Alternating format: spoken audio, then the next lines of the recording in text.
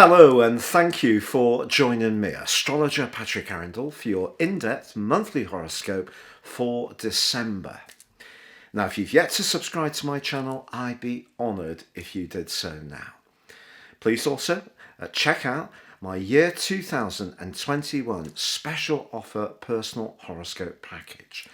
You can get the whole of year 21 and also the rest of year 2020 if you order this year.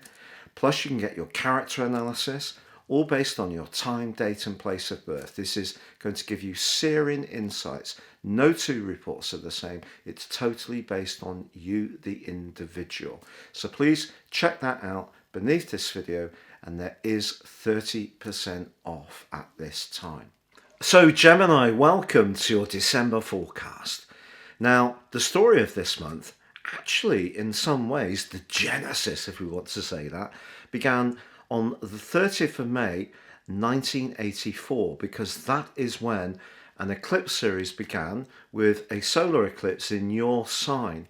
Now, of course, at the very end of last month, we had that lunar eclipse, that annular lunar eclipse, back in Gemini. So we're breaking away from the iron-like grip that the eclipse series of Cancer and Capricorn have had over the last 3 years.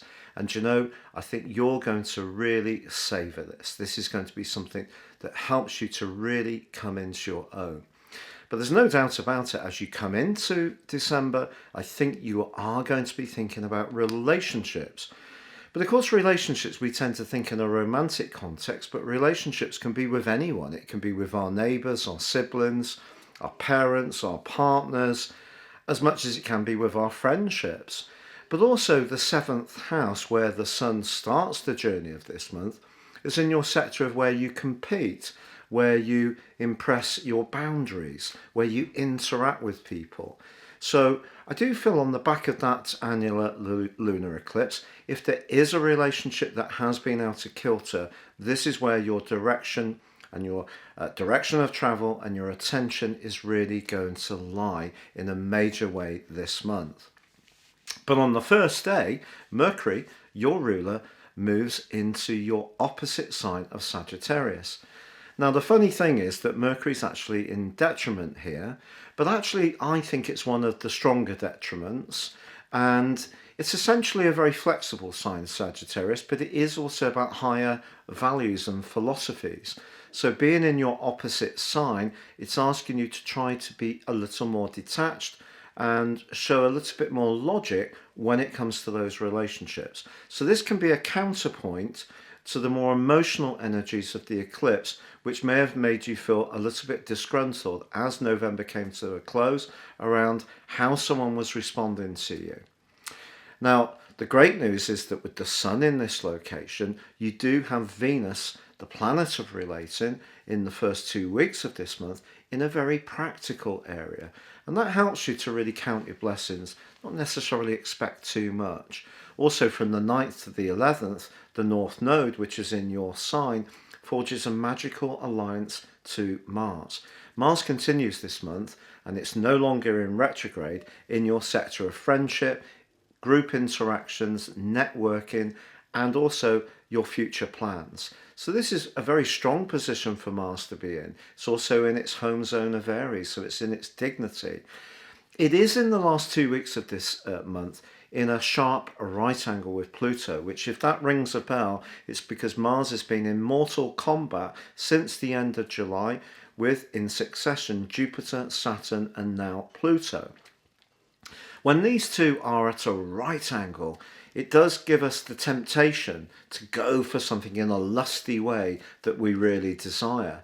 And because Pluto is in a very sensual part of your horoscope, it may be that there's a friend in your social circle that does make your pulse race much faster, and you are tempted to get involved with them. But when it comes to desire and the future, there is a potential to go across your own moral compass, to lose a little bit of direction and be drawn into something which is a little darker and not necessarily particularly good for you. There could also be some politics around the group situation, and that might be where that annular lunar eclipse around relationships has been showing itself. But on the 15th, we have Venus moving into the sign of Sagittarius. Now that's one of the most cooperative, collaborative and harmonizing locations that Venus can move into.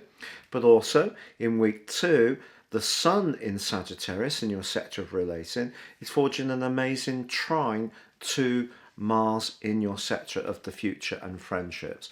So the potential to connect collectively with people who can be really good for you and positive for you is really enhanced in the last 2 weeks of this year, but furthermore for the first 5.5 months of 2021. And the reason for that is that we have an awesome Sagittarius solar eclipse on the 14th, which angles up to Mars.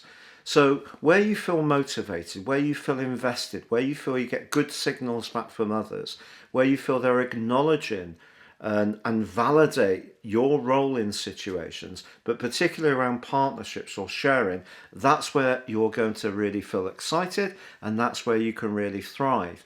But with Venus augmenting this new moon and Mercury not quite at its best, but encouraging you to be that logical person you are anyway, I think a new relationship, and it doesn't have to be romantic, can come into your world in this last half month of the year, or it could be, as I say, in the first 5.5 months of 21. And it's a relationship that can really make your heart soar for lots of different reasons.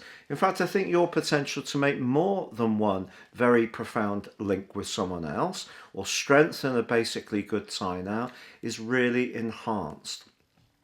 Now, it is possible with this collection of energy in the 7th house that we can lose our identity a little bit too much, become rather too much of a people pleaser. I'm not saying you're going to do that, I'm just saying that is a potential gotcha.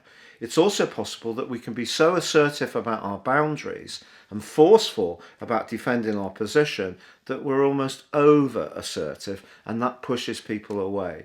So it's about finding a balance between our individual needs, which is your sign of Gemini, which is about your ability to think quickly, be very amusing, quick-witted and sharp, and balancing those individual qualities with how you collaborate, cooperate with others, and finding that right balance between maintaining your own sense of self and also finding those points of contact and cooperation is the trick of this month. So it is a bit of a balance.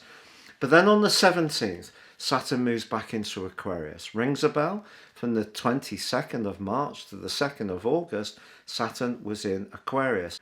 So Saturn comes back into your 9th house of exploration, of widening your horizons, of your higher values. And it's going to be here for the next 2.25 years. But on the 19th of this month, Jupiter, the planet of growth and optimism, moves out of the sign of Capricorn, where it's not been at its best, into the sign of Aquarius. Now, Jupiter is going to speed up and move into the sign of Pisces in mid-May through to the end of July, which for you is very much about your career. But this initial coming together between Saturn and Jupiter, which is so magical on the 21st, the winter solstice, is the first time since 1405. It's that rare. This is all about truth for you. It's about breaking away from some of these deep, heavy and really challenging, turbulent energies of the last 2.5, 3 years into something more lighter, liberating, more independent and freedom-loving, but at the same time you can still develop those wonderful relationships, because the people that you really feel at ease with will never curtail that part of you that does like to be a bit more flexing, likes to be a bit more spontaneous, because they understand where you're coming from.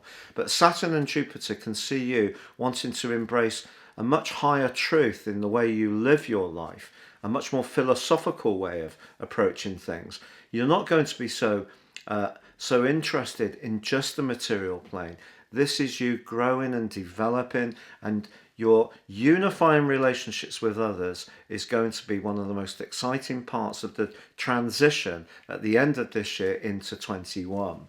Now on the 21st, later in the day, we do have the winter solstice, and the sun moves into the sign of Capricorn, where it joins up with the now lonely Pluto, after Saturn and Jupiter have said farewell. And we do have an opposition with the moon, which occurs on the last day. So there could still be some balancing that you do need to do around your resources. The truth is that COVID has not just affected us in a physical sense in terms of limiting our freedom or making us have to change our patterns of behaviour or preventing us from travel or preventing us from having intimate contact or taking a huge loss of life. It's also been a very big financial hit. So I do feel that there may be some things that you're considering around that as 2020 comes to a close, but you're going to feel so much more entrepreneurial. And I think it could be some kind of business partnership, some kind of unifying approach. It could be that you're going to be very much the individual, but you can still collaborate with others without giving away your power. That's going to be something that's really going to appeal to you as this year, this month comes to a close.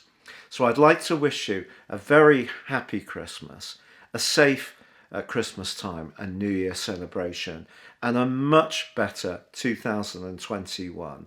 So for now, stay safe, good luck, take care, and goodbye.